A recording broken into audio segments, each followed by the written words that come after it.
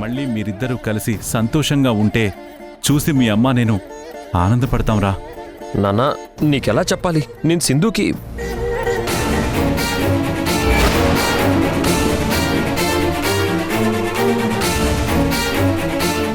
నాన్న, ఏంటన్నా మీరు? నేనేదో ఫ్లోలో సింధు చేతిలో ఉన్న టిఫిన్ తింటే దానికే నాకేదో సింధు మీద ప్రేమ కలిగింది, నేను మారిపోయాను అనుకుంటే ఎలా నాన్న? నాన్న, నిజంగా నాకు సింధు మీద ప్రేమే ఉంటే మీతో పాటే కూర్చొని టిఫిన్ చేసేవాడిని కదా. సింధు మీద నాకు కోపం తప్ప మీరు ఫీల్ అవుతున్నట్టుగా నాకు ఎలాంటి ప్రేమ లేదు నాన్న. పిల్లలకి అమ్మగా తను మంచి ఫుడ్ పెడుతుందో లేదో తెలుసుకోవాల్సిన బాధ్యత నాన్నగా నాకుంది నాన్న. అందుకే అలా చేశాను తప్ప సింధు మీద ఏదో ఇంట్రెస్ట్ ఉండి కాదు. చూడు నాన్న, సింధు మీద ఇప్పుడు కూడా నాకున్న ఒపీనియన్ నేను చచ్చేంత వరకు మారదు.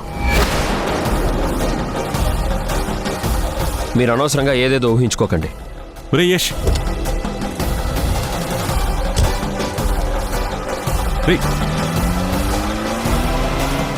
సింధు విషయంలో తమ్ముడేం మారలేదు, అలాగే ఉన్నాడు.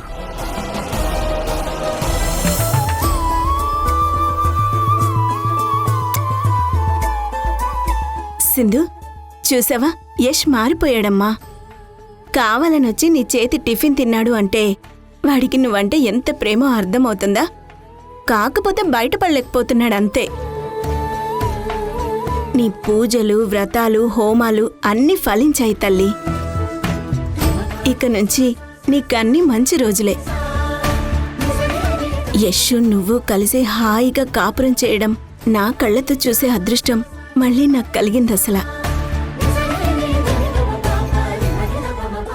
దాము, నీ కొడుకు విషయంలో మరీ అంత ఎక్కువగా పొంగిపోకు. నువ్వు అనుకున్నట్టుగా అక్కడ ఏమీ లేదు. సింధు చేతి టిఫిన్ తినగానే నీలాగే నేను కూడా యష్ మారిపోయాడని మురిసిపోయాను. పెళ్లివాణ్ణి అడిగాను కూడా, ఒరే ఇక మీ మధ్య దూరాలు ఉండకూడదు, మళ్ళీ నువ్వు సింధు కలిసి సంతోషంగా ఉండొచ్చు కదరా అన్నాను.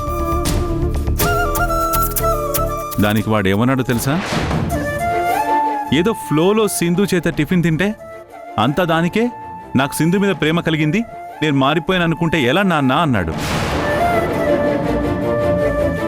అమ్మగా సింధు పిల్లలకి మంచి ఫుడ్ పెడుతుందో లేదో తెలుసుకోవాల్సిన బాధ్యత నాన్నగా నాకుంది అన్నాడు.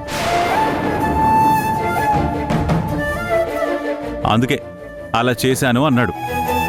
విన్నారు కదా అత్తయ్య, యష్ ఇదంతా చేసింది మారో లేక నా మీద ప్రేమ ఉండో కాదు, పిల్లల కోసం. లేదమ్మా సింధు, నేను ఖచ్చితంగా చెప్తున్నాను కదా, యష్ మారాడు, కాని ఎందుకో బయటపడలేకపోతున్నాడంతే. నా మాట విని నువ్వు గుడికి వెళ్ళి దేవుడికి అర్చన చేయించు, అన్నీ అవే సర్దుకుంటాయి.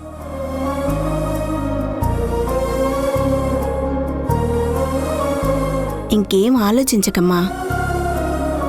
ఈ సమయంలో నీకు దేవుడు తోడుగా ఉంటే అన్ని శుభాలే జరుగుతాయి. వెళ్ళి అర్చన చేయించు.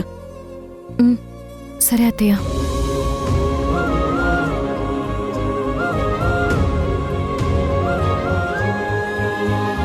దాము, ఇంత ఓపెన్గా వాడు చెప్పినా కూడా నీకు అర్థం కదా? చంద్ర, నువ్వు వాడి మాటలు మాత్రమే విన్నావు, అదే నిజం అనుకుంటున్నావు. వాడి మాటల వెనుక దాగున్న మనస్సుని నేను అర్థం చేసుకున్నాను కాబట్టే యష్ మారాడని అంత నమ్మకంగా చెప్తున్నానసలా. అంతేలే, ఎవరి పిచ్చి వాళ్ళకి ఆనందం.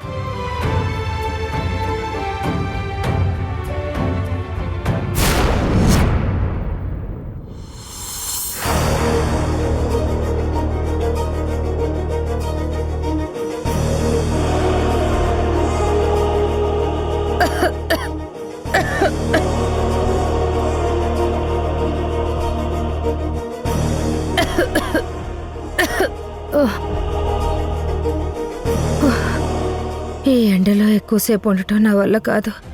గీత ఎక్కడుందో ఏంటో, త్వరగా రమ్మని చెప్పాలి.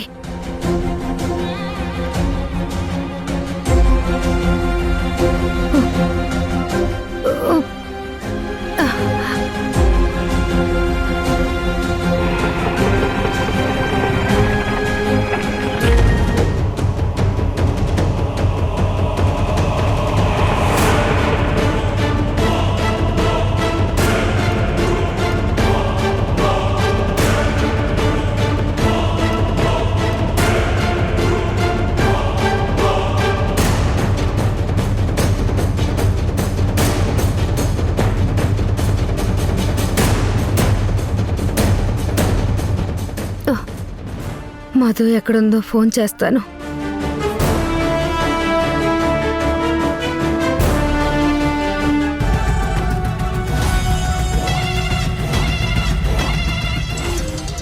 నా టెన్షన్లో నేనుంటే మధ్యలో ఈవిడ కొలొకటి.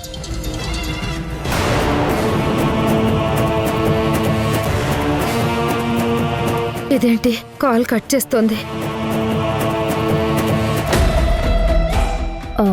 సార్ ఎప్పుడు వస్తారు? వచ్చేస్తారు మేడం.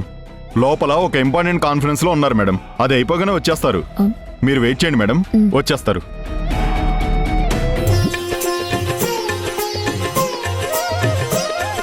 ఓం శ్రీమాత్రే నమః. అమ్మా, మీ గోత్రనామాలు చెప్పండి. పైడిపాల గోత్రం యశస్వి, సింధు, రిషి, శశి. అమ్మా, ఓం పైడి బాలగోత్రోద్భవస్య యశ్ నామధేయస్య సింధు నామధేయస్య. దేవుడా, నా భర్త నాకు దగ్గర అవుతాడన్న నమ్మకం కలుగుతుంది. నా నమ్మకాన్ని నిజం చేసి మా కుటుంబం అంతా కలిసి సంతోషంగా ఉండేలా చూడు. నేను ఆడే నాటకానికి ఒక ముగింపు చెప్పి ఆ మధు దుర్మార్గాలకి అడ్డుకట్ట వేసి దాని కథ ముగిసిపోయేలా చూడు. అది దాచిపెట్టిన జనాల డబ్బులు బయటికి తీసి ప్రాజెక్టు పూర్తయ్యేలా చేసి యష్ మీద జనాలు పెట్టుకున్న నమ్మకం నిలబడేలా చెయ్యి.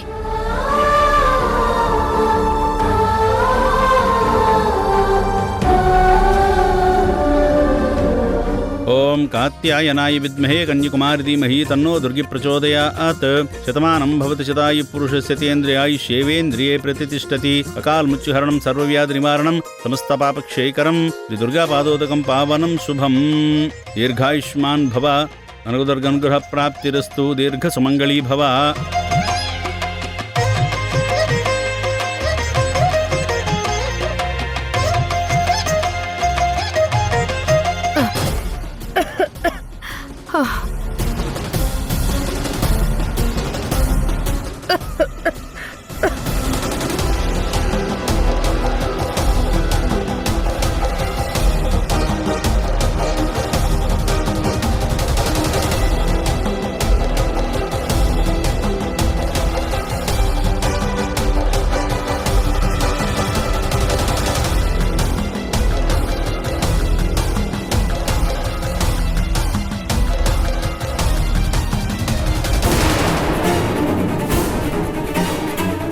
అయ్యో, ఏమండి ఏమండి, అమ్మా అమ్మా, అయ్యో అయ్యో అమ్మా.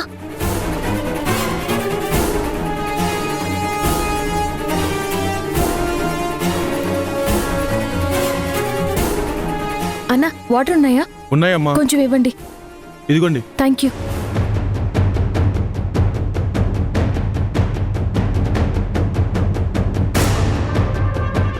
అమ్మా, ఇదిగో ఈ వాటర్ తాగండి.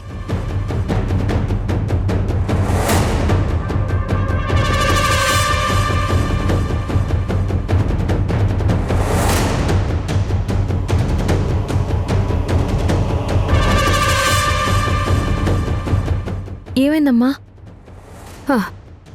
నా ఆరోగ్యమేం బాలేదమ్మా. నాకు లో బీపీ, పైగా విపరీతమైన ఎండుంది కదా, అందుకే కళ్ళు తిరిగి పడిపోబోయాను. అయ్యో, సరే, ఒక పని చేయండి. మీ ఇంటి అడ్రస్ ఎక్కడో చెప్పండి. నేను మిమ్మల్ని మీ ఇంటి దగ్గర డ్రాప్ చేస్తాను. మాది ఈ ఊరు కాదమ్మా, బెంగళూరు. నా పేరు కస్తూరి. నాకు బాగా కావాల్సిన వాళ్ళకి ఈ లెటర్ ఇద్దామని వచ్చాను.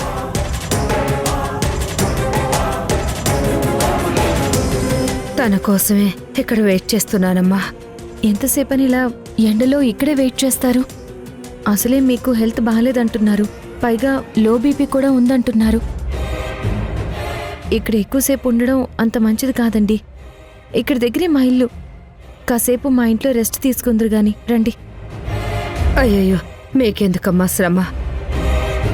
పర్లేదమ్మా, నేను ఇక్కడే వెయిట్ చేస్తాను. ఇందులో శ్రమే ఉందండి.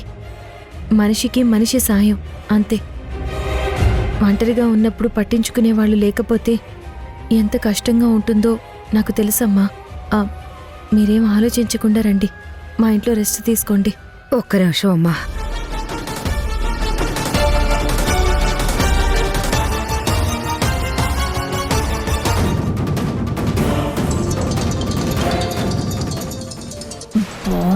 మళ్ళీ చేస్తుంది, విసిగించేస్తుంది. ఛా!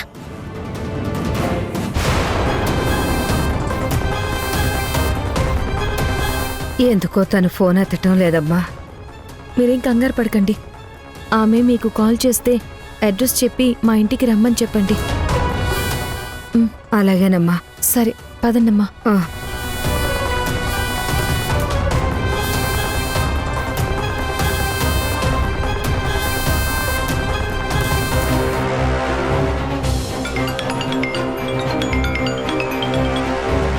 చెప్పమ్మా సింధు.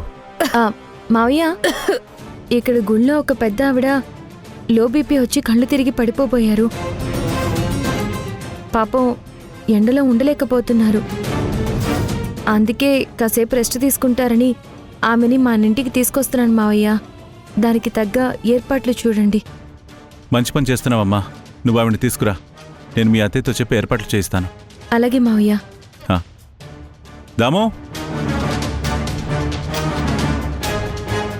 నీది చాలా మంచి మనసమ్మా. ఇంతకీ నీ పేరేంటమ్మా? సింధు అండి. నీలాగే నీ పేరు కూడా లక్షణంగా ఉందమ్మా. సరే అమ్మా, రండి వెళ్దాం. అన్నా, ఆటో!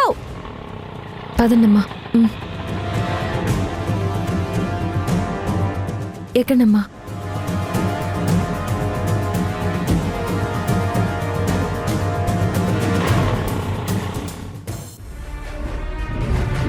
కూర్చో మధు.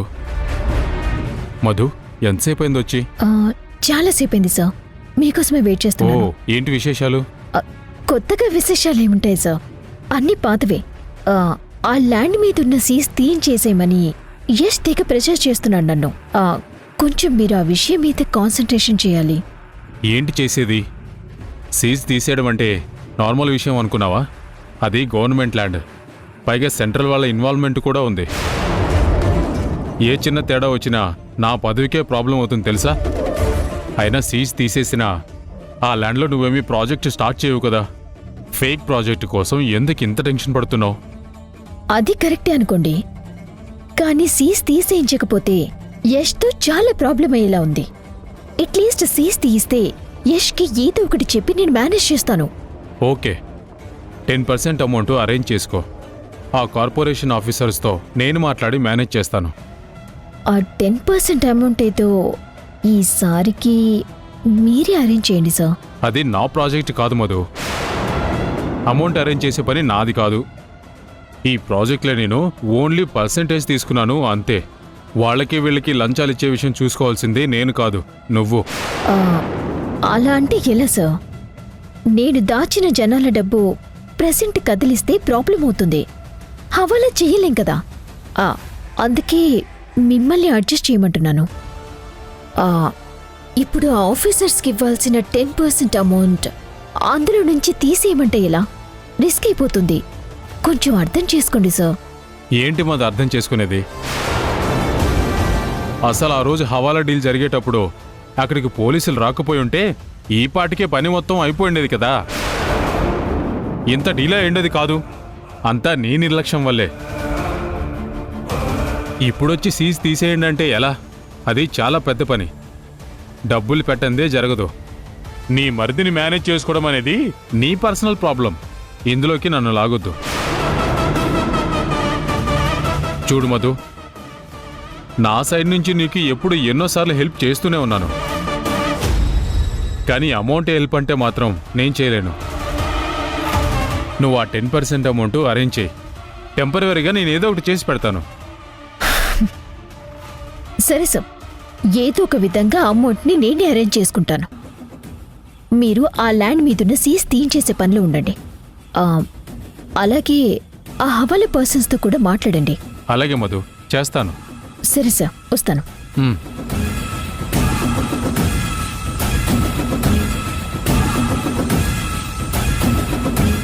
10% అమౌంట్ అడ్జస్ట్ చేయటానికి నీలుగుతున్నావు కదా.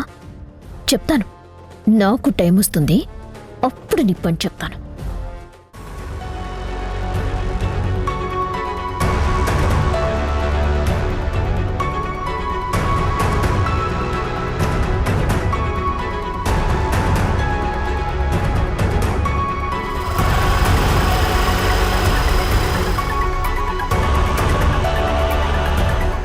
Hi sir. హాయ్. ఎందుకు నన్ను రమ్మన్నారు? నీతో పనుండి ఇక్కడికి రమ్మన్నాను. మీ ప్రాజెక్ట్ గురించి న్యూస్లో నిజాలు చెప్పానని నన్ను బెదిరించడానికి పిలిపించారా? చచ్చా, అదేం కాదు శంకర్. నిన్ను అప్రిషియేట్ చేద్దామని కలవమన్నాను. ఏంటి సార్, నన్ను మీరు అప్రిషియేట్ చేయడం ఏంటి? నేను న్యూస్లో చెప్పే నిజాల వల్ల మీకు మీ కంపెనీకి మార్కెట్లో చాలా బ్యాడ్ నేమ్ వచ్చింది. అది మర్చిపోయారా ఏంటి? చూడు శంకర్, నీ వల్ల చెడు కంటే మాకు మంచి ఎక్కువగా జరిగింది. అర్థం కాలేదు సార్. ఈరోజు న్యూస్లో మా ప్రాజెక్ట్ గురించి నిజాలు చెప్పి మాకు మంచే చేసావు నువ్వు. లేదంటే చాలా ప్రమాదాలు జరిగేవి. మిడిల్ క్లాస్ వాళ్ళ సొంతింటి కలని నిజం చేయాలన్న సదుద్దేశంతోనే నేను ఈ ప్రాజెక్ట్ని స్టార్ట్ చేశాను. బట్ బ్యాడ్ లక్ ఏంటంటే ఈ ప్రాజెక్ట్ వల్లే జనాలు నష్టపోతున్నారని, వాళ్ళు కష్టాల పాలు కాబోతున్నారని నేను చాలా లేట్గా తెలుసుకున్నాను. నువ్వు న్యూస్లో చెప్పిన ప్రతీదీ నిజమే. మా ప్రాజెక్ట్లో ఫ్రాడ్ జరుగుతుంది.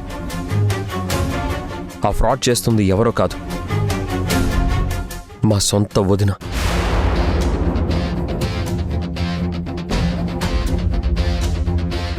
ఆ పొలిటీషియన్తో చేతులు కలిపి ఇదంతా చేస్తుంది శంకర్. సార్, ఇది మీ ప్రాజెక్టే కదా సార్, మీరే ఎలా చెప్తున్నారేంటి?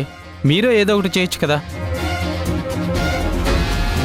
ఇప్పుడు నేనేమీ చేయలేని పరిస్థితుల్లో ఉన్నాను శంకర్. నేను నిజం తెలుసుకునే టైంకి అంతా నా చేయి దాటిపోయింది. నా పేరు చెప్పుకునే మా వదిని ఫ్రాడ్ అంతా చేస్తుంది.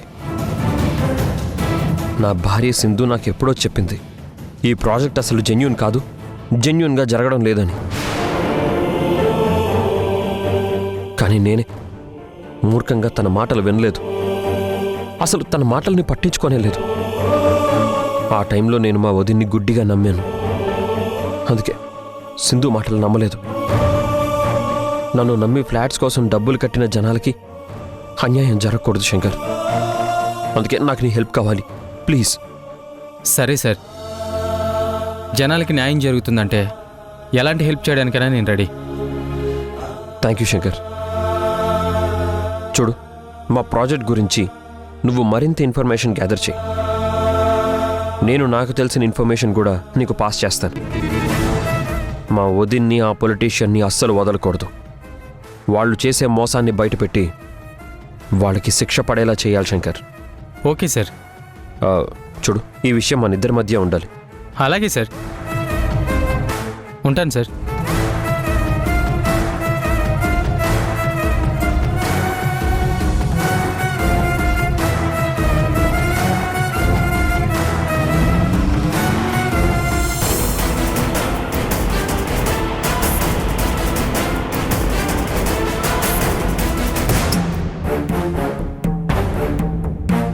దాము దాము, సింధు ఫోన్ చేసింది. గుడికి వెళ్ళింది కదా? అవును. అక్కడ ఒక పెద్ద ఆవిడ లో బీపీ వచ్చి కళ్ళు తిరిగి పడిపోయిందట. పాపం ఆవిడ ఎండకా గుళ్ళో ఉండలేకపోతుందట. ఆవిడ కాసేపు రెస్ట్ తీసుకుంటానంటోంది. అందుకే సింధు ఆవిడ్ని తీసుకుని మన ఇంటికి వస్తోందట. ఆవిడ కావలసిన ఏర్పాట్లు చూద్దాం దాము. నేను చూసుకుంటానులే చంద్ర. బీపీ అంటే గుర్తొచ్చింది, నా టాబ్లెట్స్ కూడా అయిపోయాయి. కాస్త నువ్వు వెళ్ళి తీసుకురా చంద్ర. సరే, నేను తెస్తాను గాని కొంచెం జాగ్రత్తగా చూసుకో. అలాగే.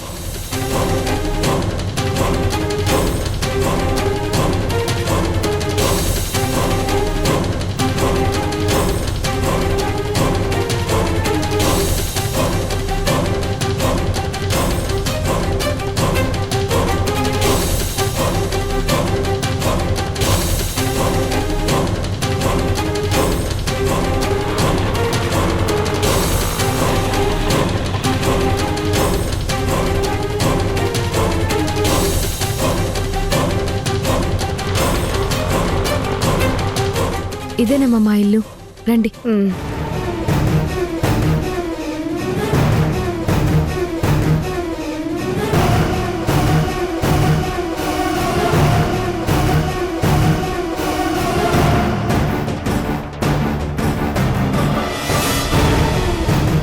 అత్తయ్య, రండమ్మా. అత్తయ్య. ఇట్రండి. అత్తయ్య, సింధు ఇదిగో ఈవిడ. ఆ తెలుసమ్మా, నువ్వు ఫోన్ చేసావంట కదా, మీ మామయ్య నాకు అంతా చెప్పారు. చూడండి, ఇది మీ ఇల్లే అనుకోండమ్మా, ఏం మొహమాట పడొద్దు, మీకేం కావాలన్నా అడగండి. థ్యాంక్స్ అండి. అమ్మా సింధు, ఈవిడని రూమ్లోకి తీసుకెళ్ళు, విశ్రాంతి తీసుకుంటారు. అలాగే అత్తయ్య. అమ్మా, లోపలికి పదండి.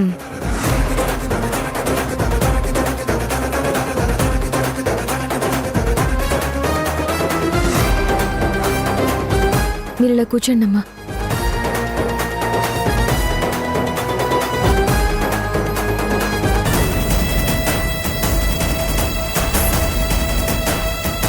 ఇక్కడే ఉంటాను అని చెప్పింది కదా, మరెక్కడికి వెళ్ళిపోయింది?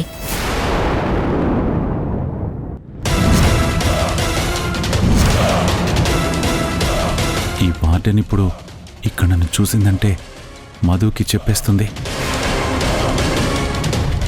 అమ్మ సింధు, నువ్వు మన ఇంటికి తీసుకొచ్చింది ఎవరినో కాదు, ఆవిడే వార్డెన్.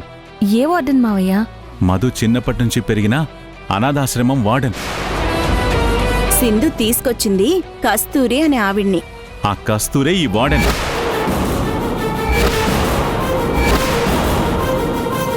ఆవిడ ఫోటో కూడా తీశాను, కావాలంటే చూడు.